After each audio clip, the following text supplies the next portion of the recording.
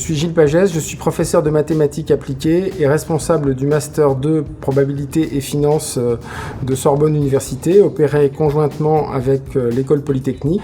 Ce master est aussi connu sous le nom de Master El Karoui. Je vous parle aujourd'hui en tant que responsable du diplôme d'université Financial Engineering, qui est en fait la version exécutive de ce master, également opéré conjointement avec l'École Polytechnique et en collaboration avec Emmanuel Gobet, qui est le responsable pour cet établissement.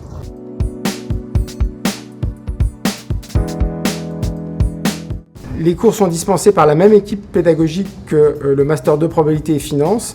Les cours ont lieu le vendredi et le samedi matin, avec des promotions de l'ordre de 15 stagiaires chaque année. Nous en sommes aujourd'hui à la 4e promotion, ou plus exactement, nous allons ouvrir à la rentrée la 5e promotion de ce DU. Revenons donc au descriptif rapide de ce diplôme.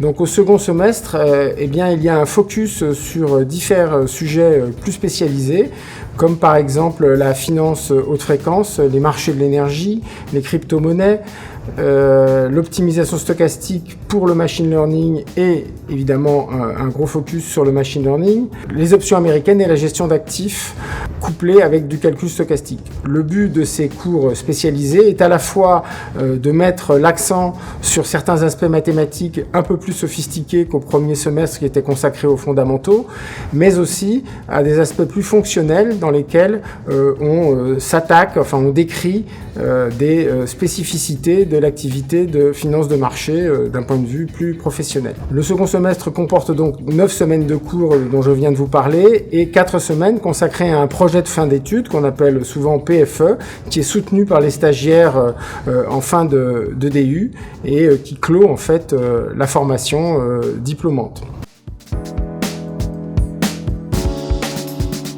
Il se décompose en 2 semestres de 13 semaines chacun. Le premier semestre est consacré à des cours fondamentaux, essentiellement processus et calcul stochastique, simulation de Monte-Carlo et probabilité numérique, produits dérivés et finance de marché, et un 4e intitulé qui est essentiellement statistique, économétrie et data science pour la finance. Une grande partie de l'évaluation se fait à travers des mini-projets qui sont dispensés au cours des enseignements, en ayant bien conscience que tous les stagiaires ont un métier, un travail le reste de la semaine. Donc ce sont vraiment des tout petits projets, mais qui mettent en œuvre les concepts et les méthodes vues en cours. Et puis il y a aussi des examens un peu adaptés, évidemment, au fait qu'on s'adresse à des professionnels et pas à des étudiants en formation initiale. Cette formation s'adresse essentiellement à 2 types de profils. Le premier type, ce sont des gens qui sont déjà des acteurs de la finance de marché, soit comme IT Quant, c'est-à-dire des analystes quantitatifs mais très spécialisés dans la programmation informatique. Ce peut être aussi des assistants traders, etc., enfin des tas de métiers de la finance quantitative. Ces acteurs-là souhaitant augmenter leur technicité pour accéder à des nouveaux métiers plus techniques, typiquement analyste quantitatif, mais ça peut être aussi structureur sur des desks de produits dérivés, voire trader sur des desks de produits exotiques, qui sont des métiers dans lesquels il y a une compétence technique requise plus élevée que là où ils sont à ce moment-là. Il y a aussi d'autres type de profil d'acteurs de la finance de marché, des gens qui peuvent venir de hedge funds, qui peuvent venir d'éditeurs de logiciels, d'ingénieurs qui travaillent chez les énergéticiens, etc. Voilà. Donc ça, c'est le premier type de profil de candidats qui sont déjà impliqués dans la finance de marché. Et il y a un second type de profil, ce sont des ingénieurs qui ont, dans leur formation initiale, eu une forte proportion de mathématiques, donc qui sont des gens qui ont solide bagage mathématique, mais qui souhaitent se reconvertir dans les métiers de la finance. Donc eux, leur besoin, c'est de connaître quelles sont les mathématiques de la finance de marché et aussi quels sont les mécanismes, enfin comment fonctionne un petit peu la finance de marché et l'interaction entre les gens qui font des mathématiques financières et cette activité.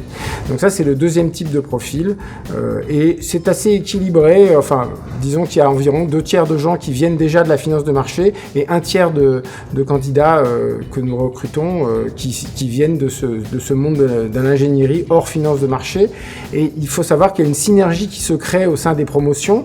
Il n'y a pas que des échanges, disons, du haut vers le bas entre les enseignants et les stagiaires. Il y a aussi beaucoup de discussions, de collaboration entre les différents stagiaires et ça, c'est une composante importante du programme parce que ça permet, disons, un apprentissage plus rapide et plus aisé entre des gens qui sont déjà un peu familiers avec d'autres qui ne le sont moins, d'autres qui ont des niveaux mathématiques plus chevronnés et plus élevés, avec des gens qui sont moins directement impliqués dans les mathématiques au départ.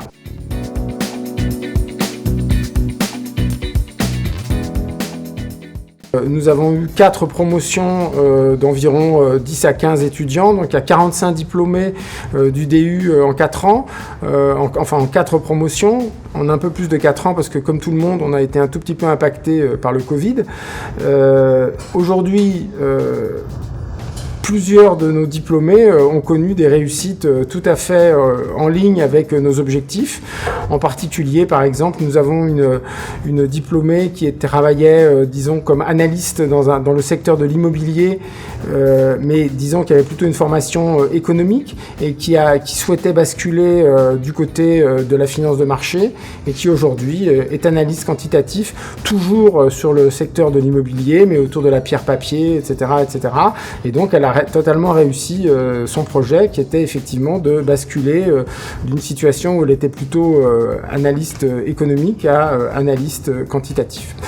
Et puis dans la catégorie des gens qui n'étaient pas du tout impliqués dans la finance de marché, on a un exemple incroyable de réussite qui est un ingénieur géologue qui travaillait sur des plateformes pétrolières au Brésil et qui, suite à l'obtention du diplôme Financial Engineering, est devenu manager dans une entreprise de crypto-monnaies et de blockchain et qui gérait des crypto-monnaies et qui, il y a quelques mois, a fondé sa propre entreprise de gestion des crypto-monnaies à son nom d'ailleurs, puisque le nom de l'entreprise c'est son nom suivi de capital et peut-être d'ailleurs il y aura une vidéo, il viendra vous expliquer en quoi le DU lui a permis de faire cette transition a priori un peu improbable entre quelqu'un qui travaille sur une plateforme pétrolière et quelqu'un qui gère des crypto-monnaies.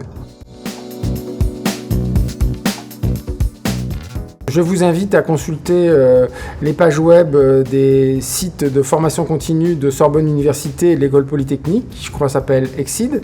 Je vous renvoie aussi aux pages LinkedIn associées à ces établissements qui vous en donneront plus sur les contenus et sur surtout le début, les dates de début des formations, leur durée précise, etc., etc. Rendez-vous fin octobre 2024 pour la nouvelle promotion du DU Financial Engineering de Sorbonne Université et de l'École Polytechnique.